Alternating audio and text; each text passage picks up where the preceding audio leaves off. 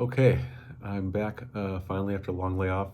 Um Counting down the top Led Zeppelin songs, or all Led Zeppelin songs from 83 to 1. And today I'm on the 30s, so 39 through 30. So let's get started. 39, I have The Battle of Evermore. This is a beautiful song. Sandy Denny of the Fairport Convention sings with Robert Plant on this song. It's a rare cameo for someone outside of Led Zeppelin. She sings different verses over Plant's style, which is called a canon, I believe. It's another song from Led Zeppelin 4, Middle Ages Europe. It's classic Middle Ages imagery, Lord of the Rings, Old England, countryside, mysticism, dark lords, throw down your plow and hoe, ring wraiths, castles, clouds of blue, and the mandolins playing in the background. Great song. 38, I have the Wanton Song. I think this is definitely an underrated song. You never hear it, or rarely hear it in concert. It never gets much classic rock radio play, but it's a straight ahead rocker. It's groovy, it's catchy. Lots of space in the song, lots of pregnant pauses.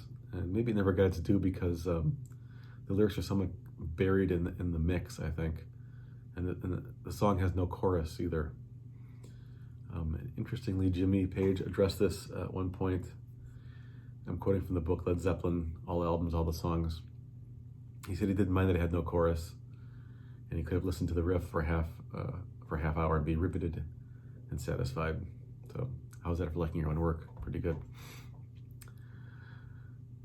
37, I have We're Gonna Groove from Coda. I think this is my highest ranking Coda song on the countdown. This is a good hard rocker, clear vocals from the early years. Really like the mix, really like the recording. I think it was recorded live at the Royal Albert Hall in 1970. So it's probably created from the Led Zeppelin 2 sessions. Although I always thought it sounded like Led Zeppelin 1 material to me, but I think it's Led Zeppelin 2. It's just amazing how good the sound is on some of these early tracks. 36, I have the Immigrant Song. So obviously an absolute classic. It's got great riffs, driving tension, great lyrics. The lyrics match the song really well, and you can just picture a Viking ship just plowing through the waves, the water spraying up as it hits each one. That's kind of what I picture when I hear this song. It's like some big ship kind of relentlessly moving forward. The plunder is coming. I even let that. It's got that weird count-in effect, kind of that fading in count-in effect at the beginning, which kind of adds to the weirdness of the song. But what can you say? Immigrant Song, great one. All right, moving on. 35, I have the Rain Song. A lot different than the last one, than Immigrant Song, but it's a really beautiful song. I never really examined the lyrics until I was preparing for this countdown. I knew it was a love song. I knew I liked the music, but I think it's one of Plant's best lyrical efforts in the whole catalog.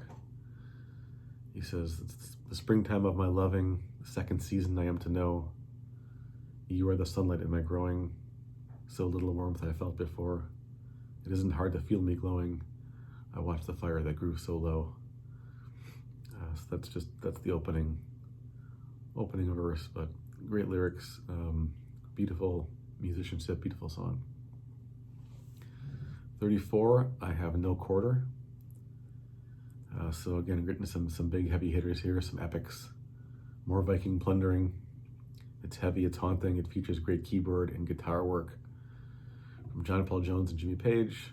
It's one of those that builds into a crescendo. And it's also hypnotic as well. You kind of just roll with it. You kind of don't want it to end. And it keeps building and building. Great song. Plant's vocals sound kind of bizarre in this one as well, which adds to the mysticism, the weirdness. All right, 33 is the Lemon Song. So again, changing moods. We had just two beautiful, haunting songs. Now this is a ballsy rocker from the second album. It's a cover song, a blues cover song of Killing Floor by Howlin' Wolf. It's sexually charged, it's crunchy. I like listening to Jonesy's bass. It's kind of floating along in the background. Of course, the great riffs from Page. Interestingly, the Squeeze My Lemon lyric is actually taken from a song called Traveling Riverside Blues, not from Killing Floor, but from Traveling Riverside Blues by Robert Johnson, which actually happens to be next on the countdown.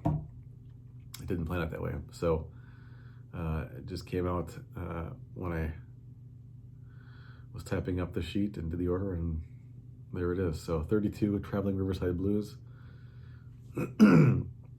I find this one really catchy as well. It's one of those I could just keep listening to.